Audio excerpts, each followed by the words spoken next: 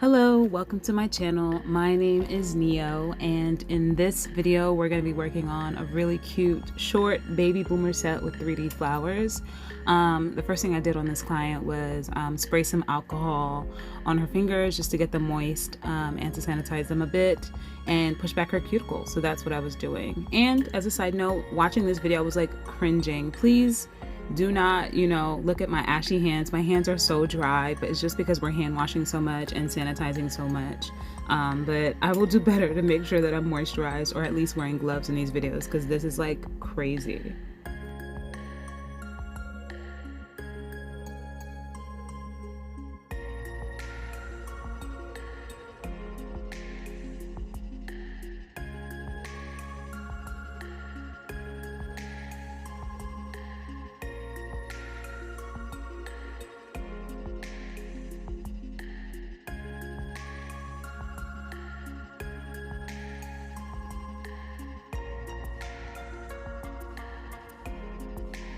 After that, I'm using a fine sanding band and I'm using my e-drill on the lowest setting. I think it's at a 3, and I'm just taking the shine away from her nails and also trying to get rid of any extra cuticle that is left on her nail plate.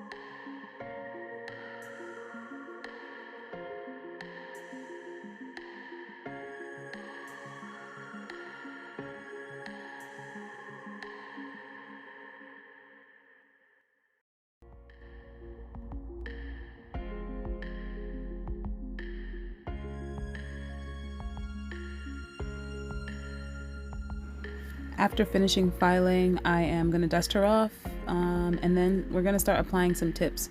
So I used some just normal square natural colored tips. I knew she wanted her nails to be very short, but if you can see that her nail is very short already, and I just wanted to give her a little bit of a tip to extend the nail and to give her a little bit of strength. So adding the tips, and her nail beds are pretty wide, so she was in between tips. I was giving her larger tips, so if you see, I am trimming the sidewalls of the tip before applying them. So that's what's happening here.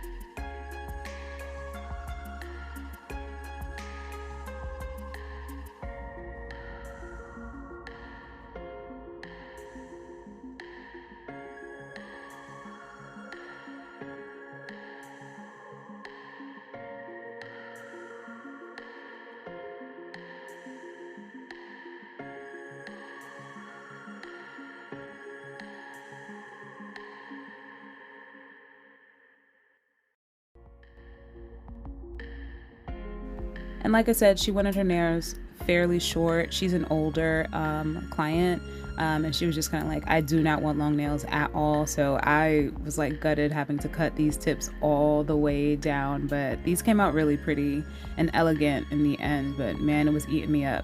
After trimming them, I just went in with a 100 grit file. It's a 100 180, but I used the 100 grit file to file the nail extension and to blend the tip. Yep. That's what I was doing on all of her fingers, filing it down to the shape that she wanted, and then blending the tip with the file as well.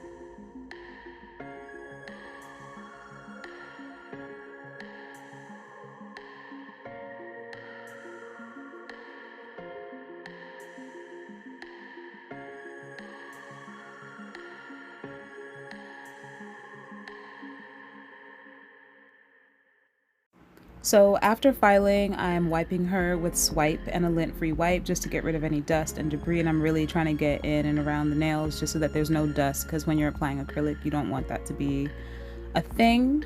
And then I went in and primed and dehydrated with the Mia Secret system, the Mia Secret dehydrator. Damn, my hands are ashy. Oh my god. So the Mia Secret dehydrator, and then the Mia Secret primer.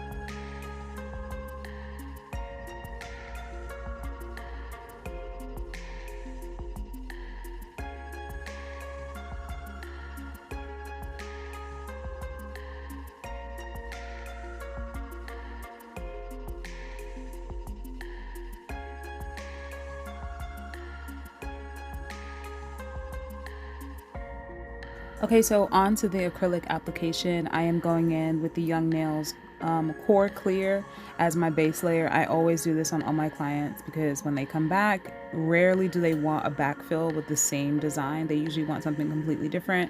So this helps to protect the nail bed and to save time in having to like not have to take off everything to start over. We just file down to this clear layer. So if they do come for a fill or a new design, then I backfill with the clear and then just add whatever color acrylic or gel on top. So that's what I'm doing right now. It's a really quick process. This takes like 2 or 3 minutes, honestly. Yeah, especially because these nails are so short. I'm adding a super thin layer. I'm being careful around the cuticle area, just so that it doesn't get up on there, because that's not good and will make your nails lift. But for the most part, I'm just adding a very thin layer on her nails for her.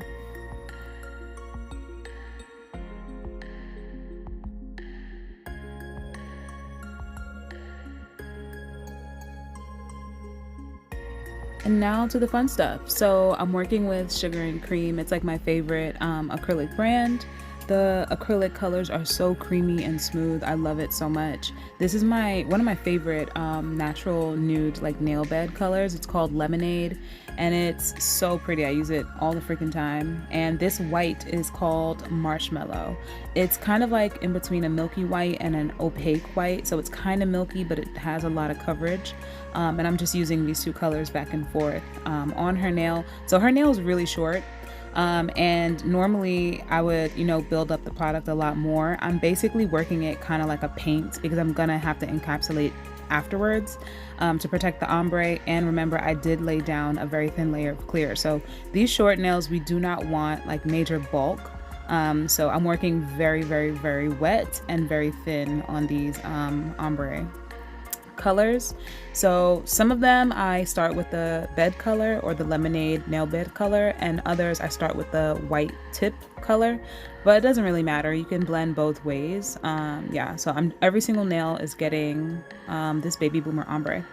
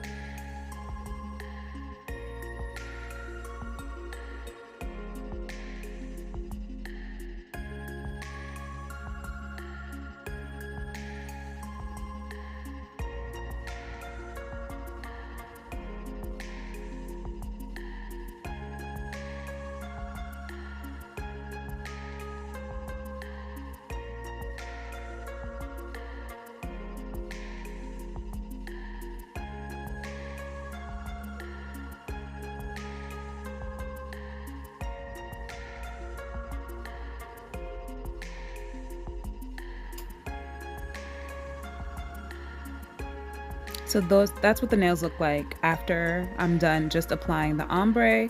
And again, I'm going in with a very thin, not extremely thin, but a fairly thin layer of more of that Young Nails core clear. I really love this clear acrylic. It's my favorite clear acrylic for encapsulating and just for building up shape. It's not really runny. It's not as fast as a speed clear, but it does work. It just works really well for me. I really like it. I need to invest in a larger container, but that ish is expensivo. So I'm just capping all of the nails with the clear, and then just making sure to smooth it out so that I can file easily.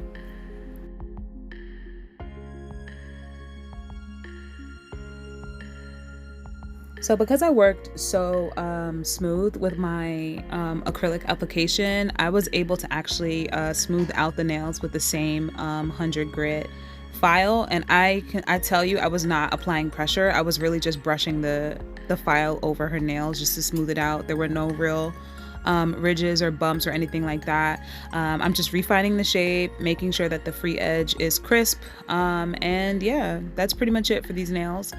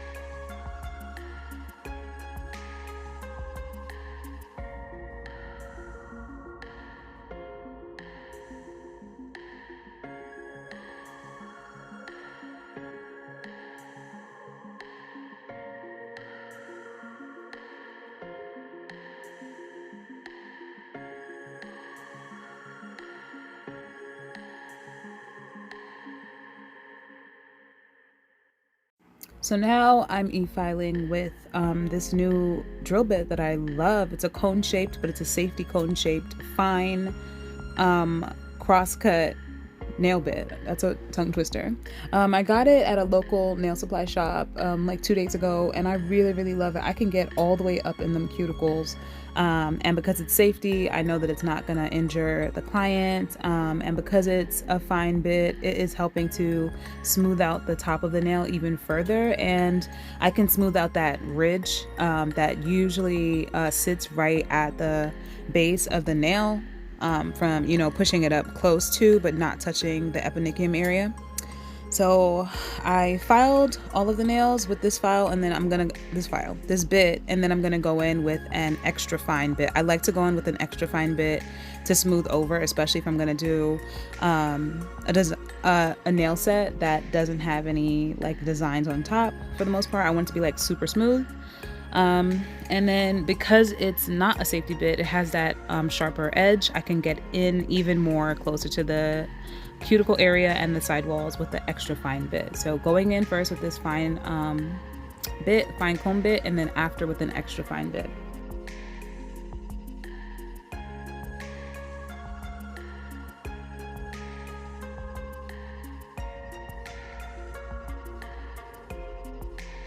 And I'm so sorry that this is out of frame. Like, you know, you're doing the nails, you're not even paying attention to the camera to be like, is this in frame? But, you know, I'll do better. It'll get there.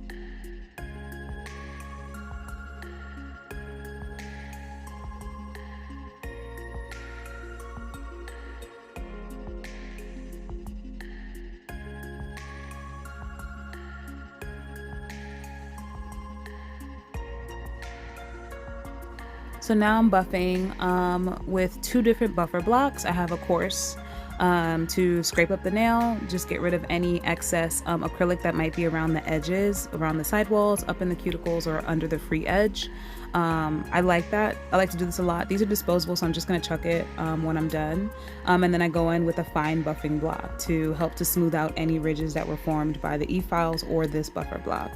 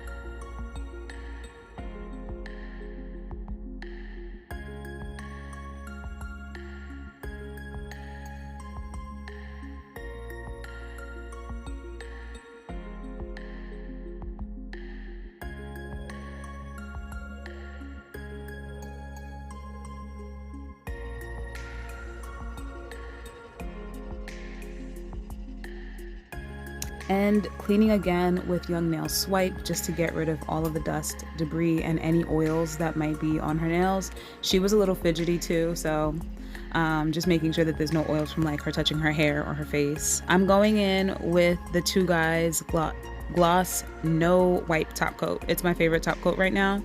The gloss and the matte, the Two Guys is it, y'all. The link is going to be down below, but I'm going in very carefully to make sure that I don't get this top coat where it's not supposed to be. I'm not flooding the cuticle area, and I'm just going to top coat all of the nails.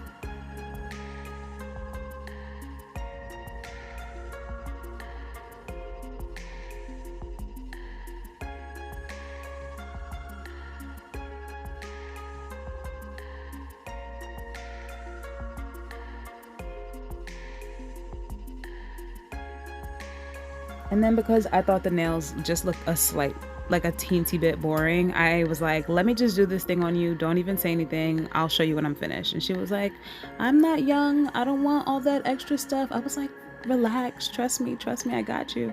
So I went in with the Two Guys No Wipe Gem Glue, and then a layer of the same top coat on top, and I'm adding very tiny, I think these are SS4 crystal AB rhinestones that I got from Amazon on her nail. So I'm adding them in clusters of 3. So at the base of the nail, you see I added 3. In the middle, I'm adding 3, like in a circle kinda, and at the tip of the nail, I'm adding just 1. And that's because I'm gonna do some 3D flowers for her. So after I added that, I told her to cure for a full minute, and then the nails were ready for the 3D flowers. So these are the same 3D flowers that I did in my previous set. They are two-tone. I'm using the same white marshmallow color, but then I'm also dipping it in that Nail Bed Lemonade color by Sugar and Cream. And I thought this was really cute. It was very subtle, but like the inside of the petals are that base color. So I just thought these looked really cool. So I find the trick to doing these types of flowers is to let the bead dry a teensy bit and just make sure that your brush is not wet, because if the brush is wet, it's just going to be mushing up the acrylic. It's not going to get to sit. You kind of want the flowers to stand up a bit.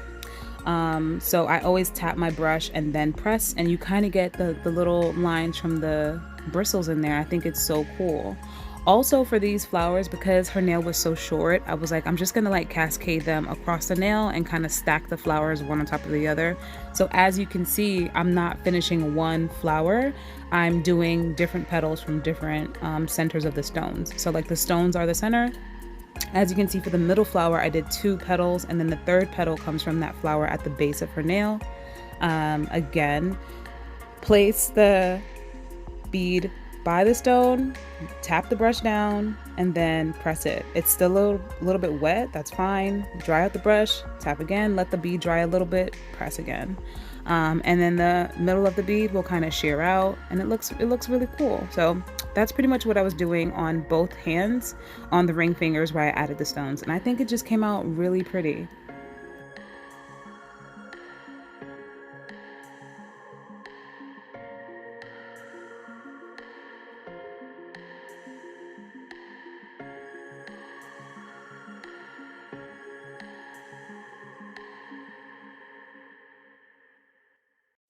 Another tip that I have for doing 3D flowers is if you're doing multiple flowers, don't do all the petals of one flower at a time, especially if they're going to be closely placed together like that. I find that they sometimes bleed into each other. Like if you do a petal and then do the petal right next to the one you just did, if it's not all the way dry, when you place the new bead, it kind of runs into the old bead. So that's why you see me going from one flower to the other flower and back and forth, because by the time I come back to do a petal of the first flower, the second one has dried already. So that's why I'm moving all around for the most part.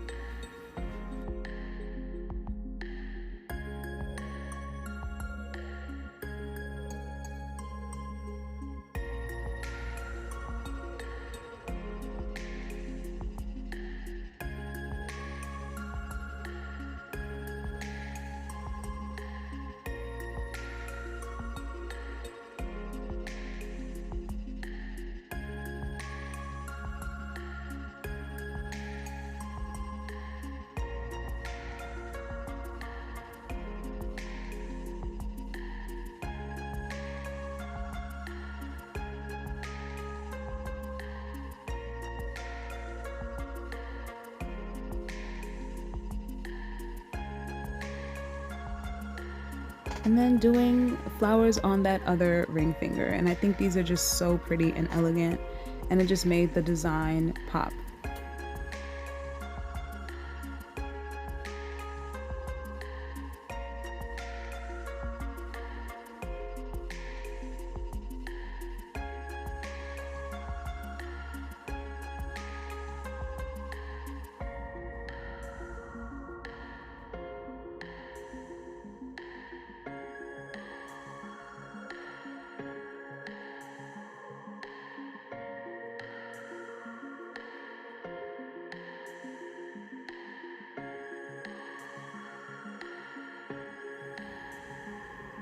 And with that, I just let her air dry for a little bit because we had already top coated. This is a shot of the nails.